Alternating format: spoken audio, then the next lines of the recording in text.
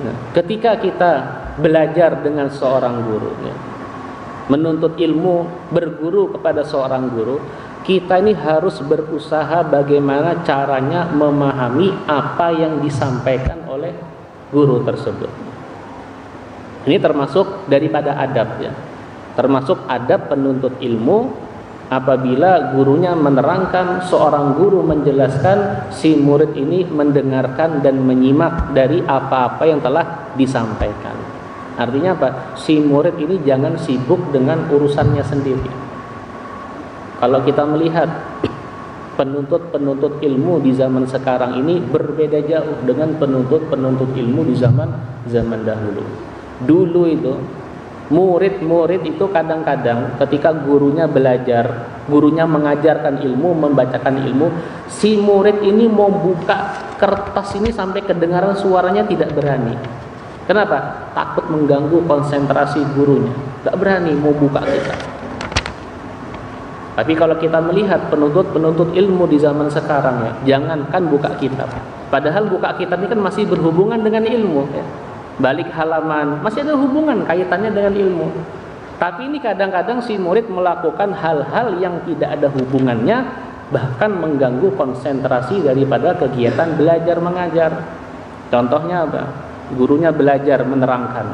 Mungkin waktu itu gurunya membacakan hadis-hadis Rasul, atau membacakan ayat-ayat suci Al-Quran, atau menerangkan tentang nasihat-nasihat kalam para ulama.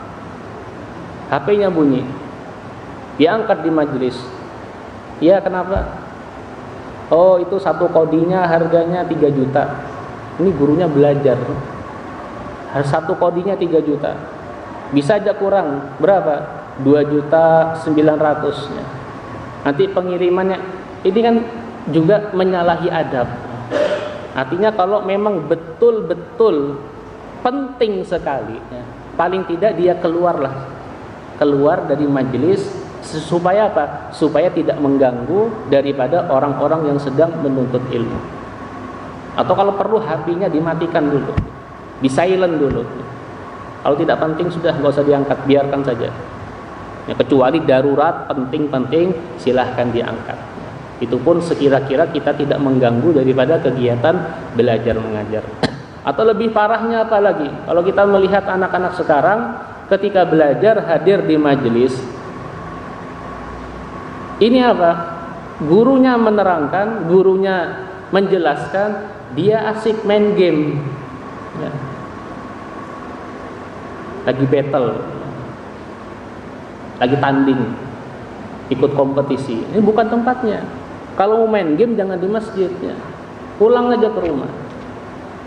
Kita ke majelis niatnya belajar, mendengarkan ilmu, bukan untuk main game. Mumpung di masjid wifi-nya gratis. Astagfirullahaladzim. Jadi ke masjid hanya cari wifi saja, bukan untuk menuntut ilmu. Nah, ini banyak.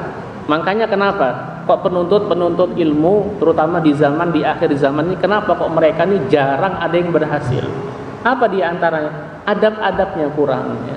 Niatnya mungkin salah, adab-adabnya kurang juga diperhatikan, dan lain sebagainya.